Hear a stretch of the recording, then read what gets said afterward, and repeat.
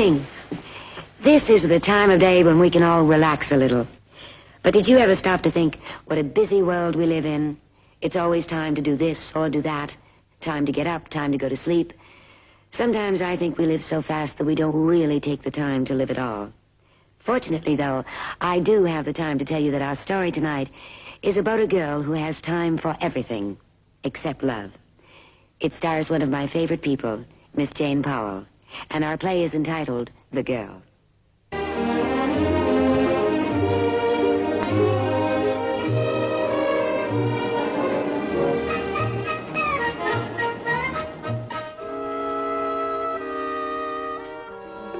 Wasn't it a nice wedding, Mother? Yes, dear, but aren't all weddings? Now, please sit down and relax. You've done too much already. I just hope the excitement wasn't too much for you. Honey. Oh, Lois, I'll just never get packed. And Carl's supposed to be back with the car in half an hour, and... Gee, you've just been so good to me. Here's to the fourth roommate you've married off. Moving into this apartment is like getting a passport to the altar. Well, maybe it's my fault. I should have never let you move away from me. I only moved 20 blocks downtown. Besides, you know everything there is to know about me. Yes. Monday night you typed thank you notes for Mike Terry. Tuesday you had a late rehearsal. Oh, the way they overwork you at that place. Wednesday you had a date with a George. A young writer Mike is interested in. I was just helping him find a place to live. The only thing Mike isn't interested in is right under his nose.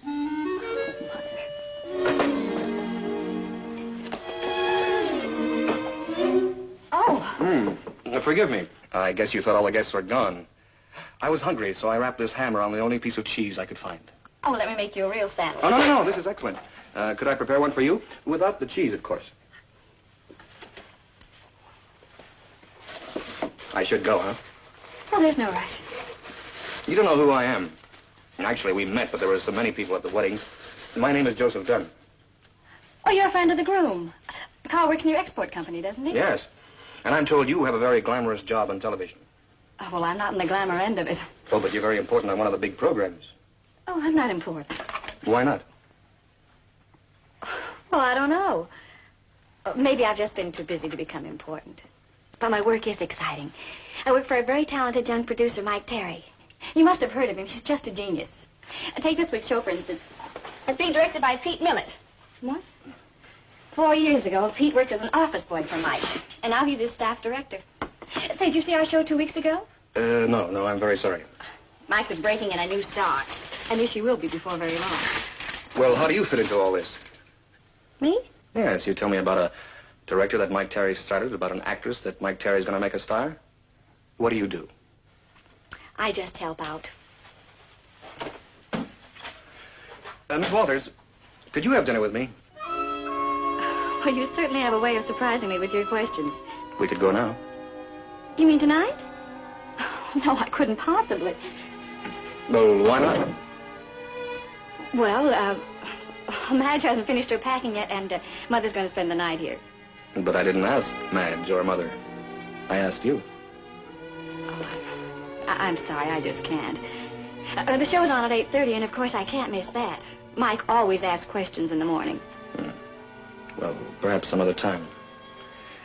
Goodbye, Miss Walters. You certainly have a full schedule.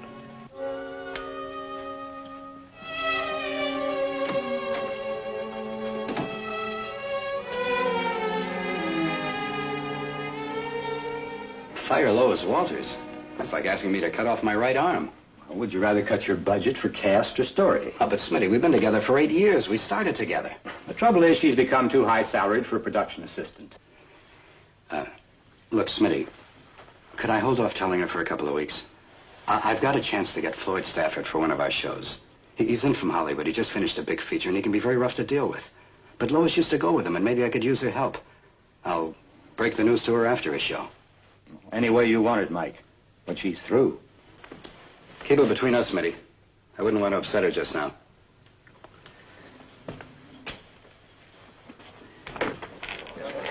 What do you think, Lois? I thought it was a wonderful dress rehearsal, Mike. Annie, get these costume changes down to Oliver right away, will you? Oh, here are a few on music cues, too. Don't forget to ask him about my raise. The sponsors love the show. No reservations in the viewing room? Oh, very minor. Oh, Hank, finally. Say, you've got a mistake on those screen credits. Emily Bear spells her name with an H. Don't question, Hank. She's the star. Just give her the H. Thank you. Say, Mike, Annie's due for a $10 raise, and we don't want to lose her. Pete, you're doing a lovely job.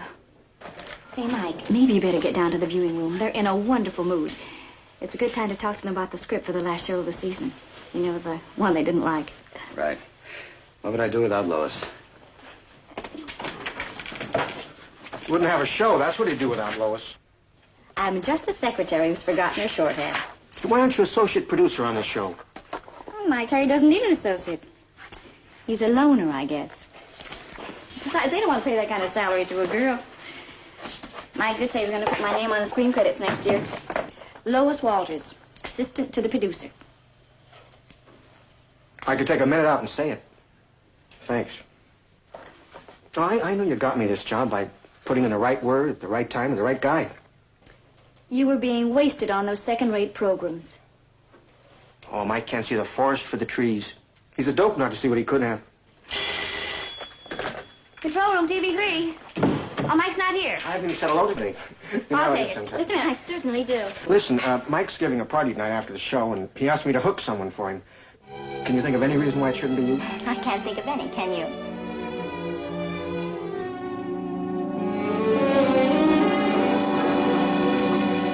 You got those budgets for me, sweetie? When I get to be a big producer, you'll never go begging for a job. That's big of him. Great news, Lois. I've just firmed up a deal with Floyd Stafford. You mean the big movie director? Yeah, it's quite a coup, huh? We've got to find some top scripts for him. Lois, you used to have a crush on him, do you remember? What kind of stories does he like? Mr. Terry's office. It's been quite a while. I haven't seen Floyd in at least 7 years. Yeah, that's right. It's 7 years ago that he went to the coast. Mm-hmm. We started in television together. In your office, Mike, on that early morning show. He sure hit it big. He sure did. Lois, it's that Mr. Dunn again. I can't tell him you're in conference around every time he calls. Well, who is he, an actor? Oh, no. I'll take it. Excuse me, Mike. Hello, Mr. Dunn. Oh, it is you. I can't believe you finally answered. Now, I know how busy you are, and I can imagine all the things you have to do for Mike Terry. But my question is still the same. Will you have dinner with me? Well, I got it pretty for a week this week. Floyd Stafford's publicity shots. Oh, of course you have a lot to do. Well, yes. Yes, I can have dinner with you tonight.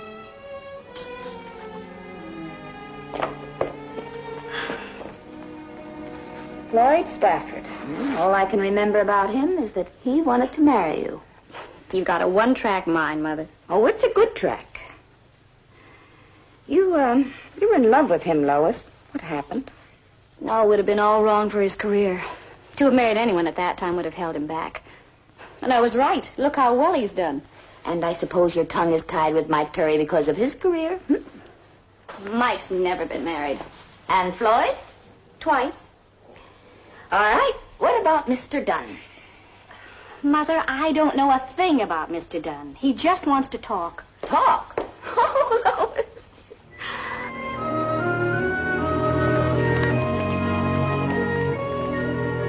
Arigato.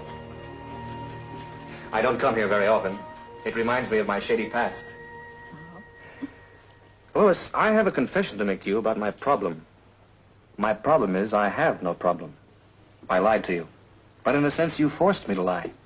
I realized that you wouldn't come out to dinner with me unless you felt there was something you could do for me. It is true, though. You always are helping others. Writers, producers, directors, even your roommates. At the sacrifice of yourself. Well, I certainly didn't mean to give that impression. I just work for Mike and the show. What does Mike do for you? Well, you talk as if it's wrong to do something for people. No. No, it's admirable. If you don't make a profession of it. Now, please don't be annoyed. You're the first woman I've asked to come out with me in 2 years. No? And what happened 2 years ago? My wife died. Oh, I'm sorry. I have a son 8 years old. Oh, isn't that nice? Well, if you ever need a babysitter, just let me know. No, I have a very good housekeeper. I'm interested in something a little more permanent for my son and for myself than a sitter. Oh, you're angry because I asked you out under false pretenses. No. I think it's kind of funny. Just wait till I tell Mike about it. I haven't told you about the show we're going to do a week after next. Now, you just have to watch this one. It's being directed by Floyd Stafford. Who? Floyd Stafford, he's one of the finest directors in the country. It was really quite a feather, and I can't even get him. The script Floyd is going to do is written by a boy Mike discovered. I'm sure your work is very interesting, but you're talking about it now only so we won't scratch the surface. Do I move too fast? I'm sure I do. I have to. I'm a young man, but I'm busy and I want to get married again. When I meet a woman I like, isn't it ridiculous to avoid the subject? We're mature. Either she likes me and there's something to work from, or there's nothing. It's not very flattering to a girl. Why not? Well, you put it so squarely on the line. A girl expects a little more subtlety. A girl? What does this talk about a girl? You're not a girl, you're a woman. I don't think you were lying. You do have a problem, but I can't help you. You don't understand. Oh, yes, I think I do. You met me and decided to take me out to dinner. And out of gratitude, I'd come and replace your housekeeper. No. Just listen to me. I don't even know what I'm doing here. I don't need a man that badly. I have more around than I know what to do with. Lois, please. What you don't seem to understand is there are more important things in life than getting married. Like what? Would you mind taking me home?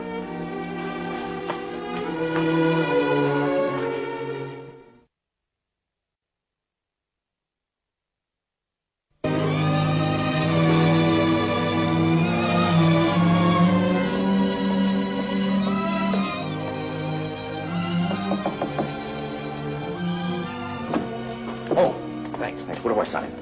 That won't be necessary, Floyd. Lois! Oh, Oh, dear. oh, let me have a good look at you. Still working for Mike Terry. Yes, I know. Come on, let's go inside. Mike told me. And I told him that I would direct the show for free just because you were on it. Oh, dear. Ah, Lois, we should have kept in touch. Letters and stuff. I guess I wasn't very good at it, though. Oh, you were busy building a career. Now, don't kid yourself. I spent the first couple of years out there hating myself for listening to you. Well, you talk us out of getting married. It took a long time to get you out of my system. Oh, but you have so much, Floyd. A wonderful career on the coast and... Beautiful wife and a baby. Oh, I'm happy now. But what about you, Lois? Oh, I told you what I'm doing. I know, but I mean besides work. Well, I'm not married. I know. But I got the impression... Well, let's be honest. I got the impression from Mike that you and he were pretty close. Oh, well, Lois, if you're not married, I know it's because you don't want to be. Come on, let me get you a drink.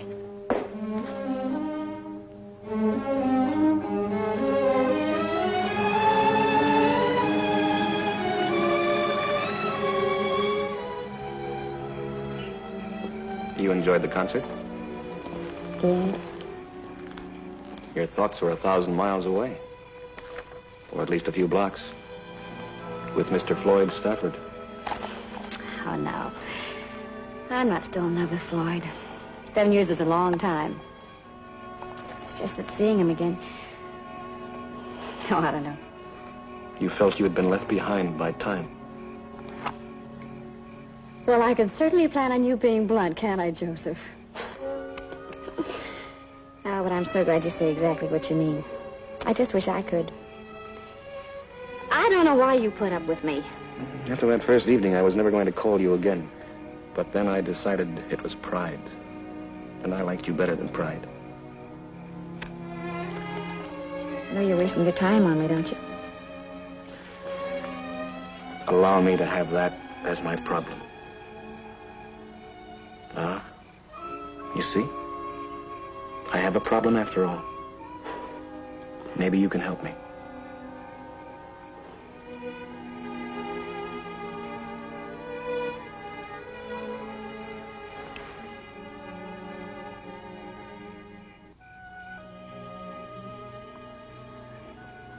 Will you slap me or tell me to take you home?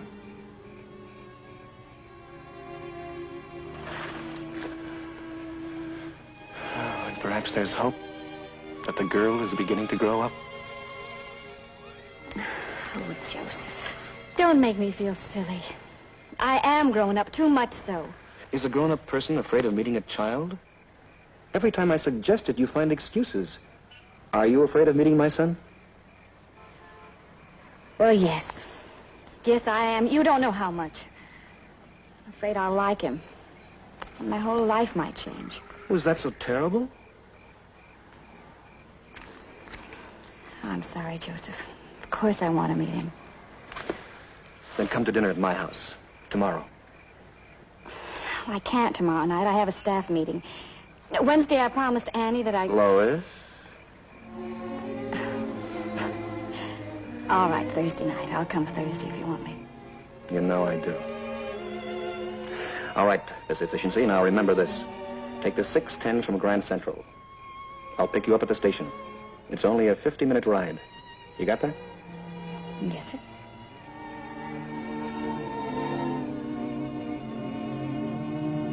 You look divine. I'm scared to death, Annie. What do you take an 8-year-old boy? Lois, it's from Leah Madden's agent. Leah Madden's sick. She can't do the show. What am I going to do? Mike went to the country for a long weekend. What's Floyd Stafford going to say when Leah Madden doesn't show up for rehearsal tomorrow? Annie, get me Floyd Stafford on the phone. No, wait a minute. There's no sense in upsetting Floyd right now. I've got to do something. It's Mike's best show of the whole year. Lois, you're missing a date with an 8-year-old. Well, I can't let Mike down, Annie. He wouldn't let me down. Come on, let's get to work. Who are some of the stars Floyd's worked with?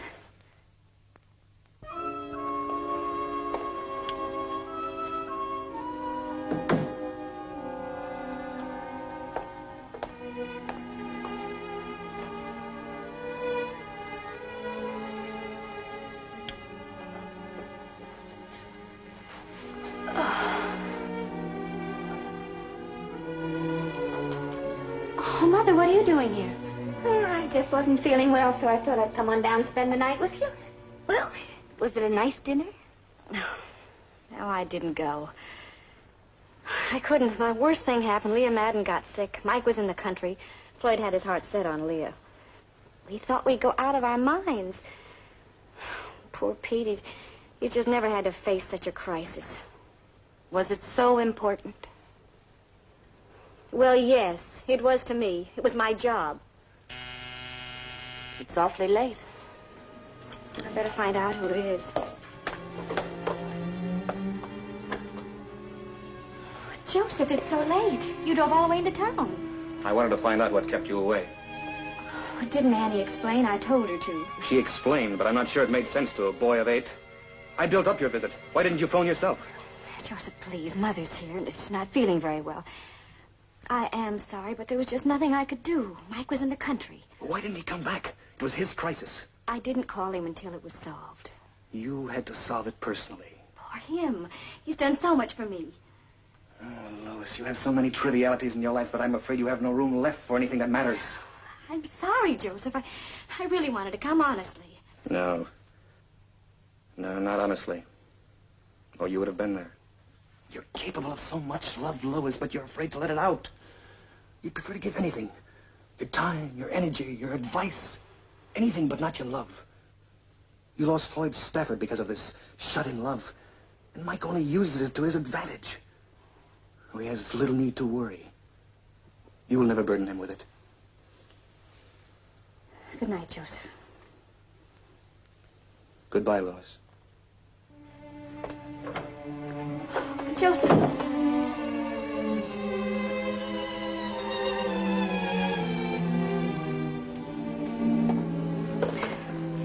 He's gone. Oh, I didn't want to lose him, Mother. I don't blame you for being upset with me. Oh. Mother! Lois, call Dr. Edwards quickly. I knew you were doing too many things. Is it your heart? Yes, call Dr. Edwards. I didn't bring that close to him.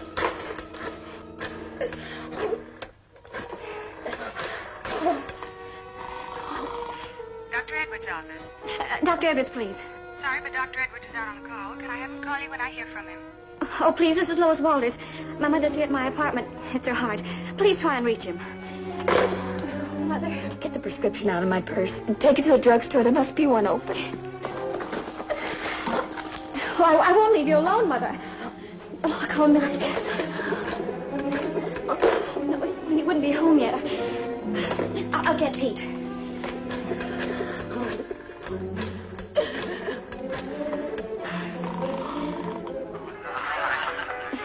Hello? Hello, Pete? This is Lois. I have to ask a favor of you. Can you do something for me right away? Oh, I'd love to, doll, but, well, I've got a party going on. I really can't leave. Call Annie. She should be home by now. Bye. I'll call Annie. I know she can get the prescription for us.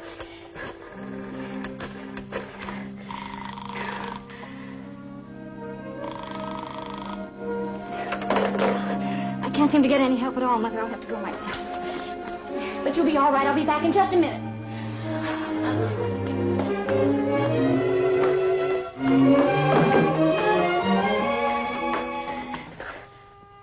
I couldn't leave, and I couldn't think of an excuse to ring your doorbell again. Oh, Joseph. I need you so.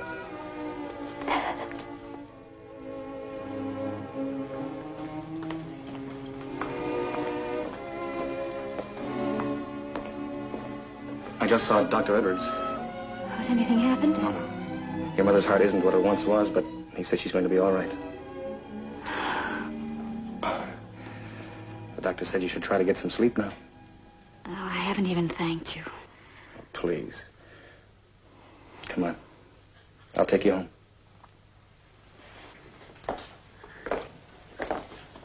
Joseph, I don't want to go home. I couldn't sleep anyway. I know it's early and you're tired, but could you do one more thing for me? Please take me to your house. I want to meet your son this morning.